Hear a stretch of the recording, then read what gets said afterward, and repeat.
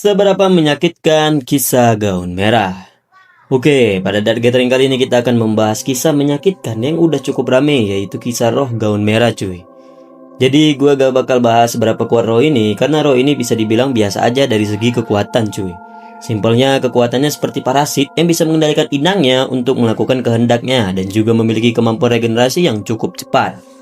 Nah, sekarang kita bahas kisahnya. Pada chapter 38 diperlihatkan partainya Yayoi yang kembali setelah mengunjungi Kubizuka dan Myojin untuk meletakkan roh The Rapacious Bleachhead sebagai titik kedua untuk melanjutkan misi 5 pentagram Kyoto agar dapat melemahkan Taisui.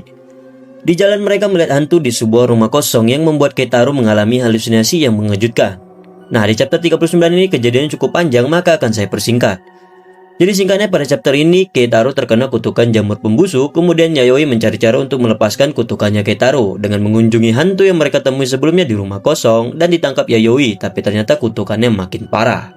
Nah, di chapter 40 ditunjukkanlah masa lalu dari hantu yang berbentuk jamur pembusuk ini, dan di sini kisahnya dimulai. Awal kita diperlihatkan seorang pria yang merasa terkejut sekaligus bahagia karena mendengar kabar bahwa istrinya akhirnya bisa hamil setelah 5 tahun menikah.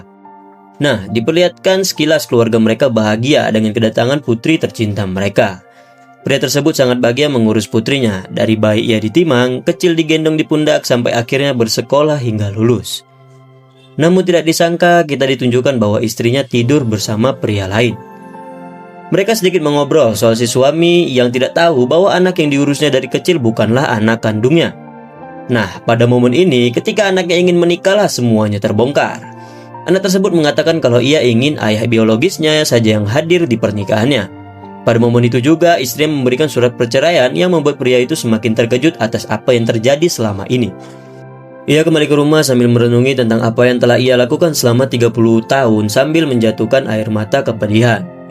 Dengan penuh rasa dendam, ia pergi ke pernikahan anak angkatnya tadi dan membantai semua orang yang ada di sana termasuk selingkuhan istrinya dan anaknya menggunakan gergaji mesin sambil tersenyum dan mengatakan, gaun merah lebih cocok untukmu daripada putih.